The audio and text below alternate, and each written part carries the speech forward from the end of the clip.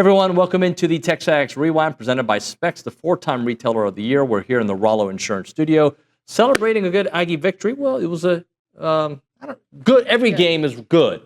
It was kind of dirty at times, if you will. Ella, what was your favorite part of the show? My favorite part of the show was honestly just us going back and forth and getting to read some of our fan comments and questions, just hearing from the people. I think that was a good answer. Quality. Nick, your favorite part?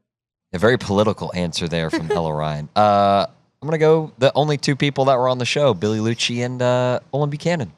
Thank you for mentioning my monologue from 9 to 9:21 when we had a guest not show up, and how great I was, and how I battled through the Bad Bunny controversy, how I battled through the hat Yeah, you backwards. had a surprising take on that. Were you surprised by that? Yeah. I don't think it you'd made be fired up. I am fired up, but I just don't want the first person I thought of when I saw it was you. I know. I heard from a lot of people, but I was asleep because I'm an old man, old lady, whatever it is. Check out the rewind. You know, there's the old adage that the mark of a good team is one that can win despite not playing well. Well, then A&M fits the criteria. The Aggies did everything. We talked about it last week. What does A&M have to do to lose? You know, what do you do as a favorite to lose a game? Well, let's see. You're going to have a big turnover or two. You're going to miss field goals. You're going to have a lot of penalties, and that's going to nullify big plays. And A&M did all that and still won. Why? Because the defense that had been, if not maligned, at least questioned a lot, came through and was spectacular. I thought Torian York had his best day as an Aggie. Yeah. Mike Elko may have had his best day as a defensive coordinator, even though he doesn't have that title. It was amazing the job that the defense did to help A&M overcome its own issues. That win could have been easily 31-3. And it was A&M's own mistakes that prevented that from happening. Now, I understand then some of the angst too, because I always say, look at the game through the lens of, can that win an SEC championship? You cannot win an SEC championship. You may not beat Mississippi State if you're going to have ridiculous penalties. Now, maybe some more ticky-tack, and keep this in mind. There were two really big games in the SEC last week, right? There was Alabama and Georgia, LSU and Ole Miss. There were some other big games. As they start, you're going to put your best, I guarantee you the conference is going to put their best officiating crew on Alabama and Miami.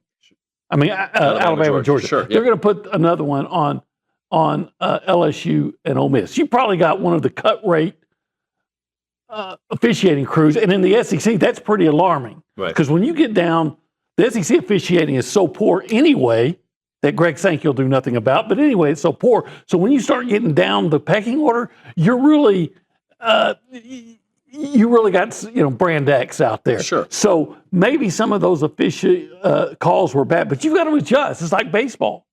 If the umpire's calling that outside pitch a strike, you're going to have to start swinging at it.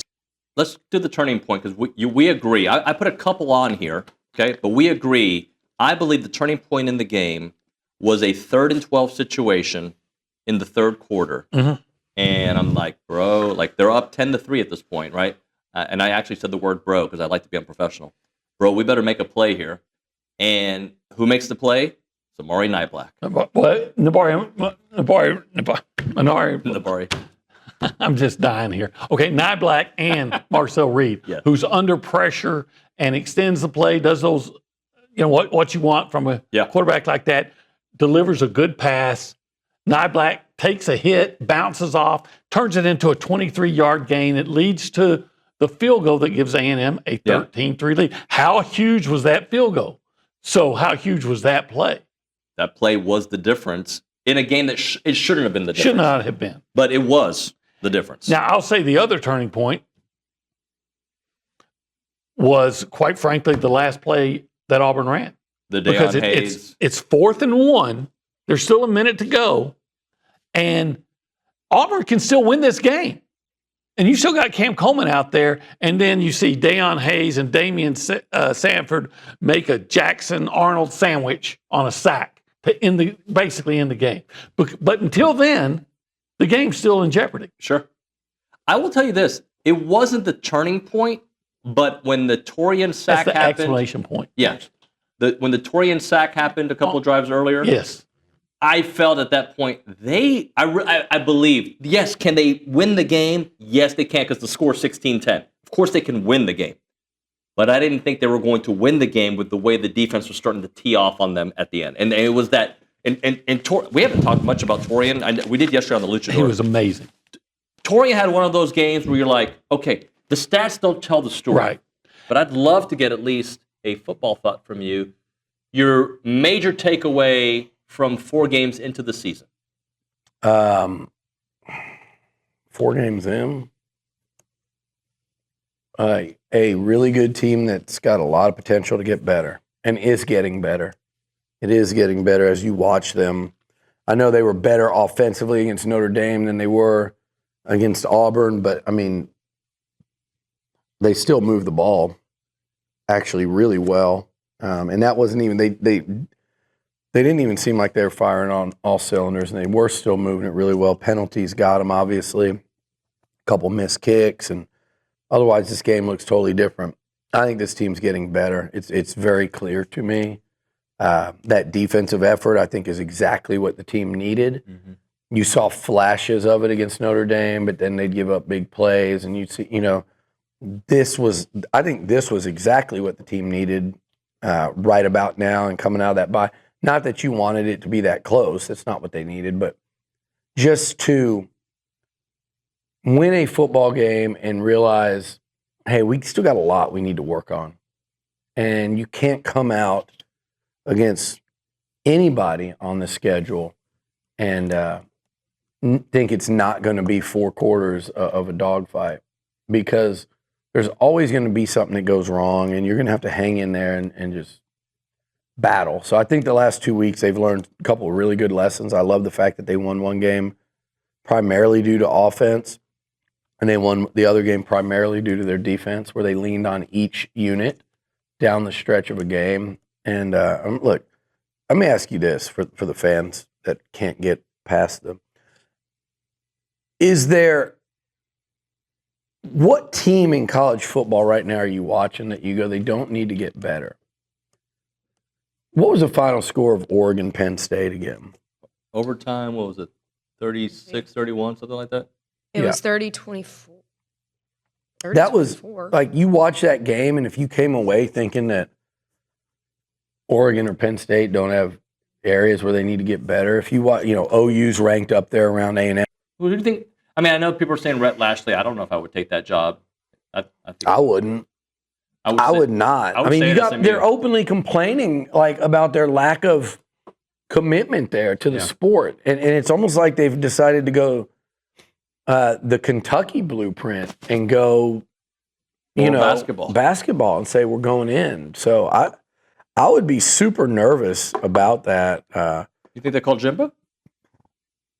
I bet Jimbo would go for that, but I doubt it. I mean, problem is right now, if you went Jimbo, would you not just go Petrino and keep that fan excitement? And I guess we'll see how this goes over the next few weeks.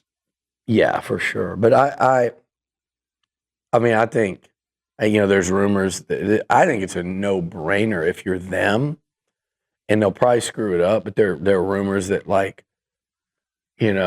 guy Dan Mullen wants it, who's 4-0 at New Mexico. I mean, at UNLV right now. That'd be a good hire. Why wouldn't it? Why wouldn't it? Look at his resume. Look what he did at a similar place like Mississippi State. And he wasn't that bad at Florida. He wasn't. He had some good teams at Florida. So, to me, and again, we sit here and we think in our heads, oh, we don't want that. We don't want. Well, I mean, they're like any other SEC team now because you don't play them every year. Mm-hmm. You play them 2 out of every 4 years. You go to visit Fayetteville once every 4 years. This is no longer the team that you go, man, we don't want them to be good too on top of it because we have to play. No, it's not that way anymore. So, and every team is flawed and good. We're just in a different world now. Yeah. So even if they get good, it's not. Look, no. Here's the thing: if Arkansas gets good, somebody's going to go down. It's just the way of the world. So you can't worry about that. I saw it differently when you're playing them every single year. Hell, you might want Arkansas to be good because Texas has to play them every year. But Dan Mullen would be, I think, a good one. I think a great one would be John Sumrall from Tulane, but I've always talked him up. Is that his best option? All right, Ella, I want you to tell the people what to do, but I want you to switch up the order. What usually goes first goes second. Whenever it goes second goes third, and whenever it goes third goes first. Go. Okay, make sure to text us at the Bumpy's Catering Hotline. Follow along and tune in tomorrow, and like and subscribe. I even confused myself on that one. I was a little thrown off, but it's all the same thing. And if you see Nick around town, say, hey, Nick. He loves when people say hi. So do I. We'll see you next time.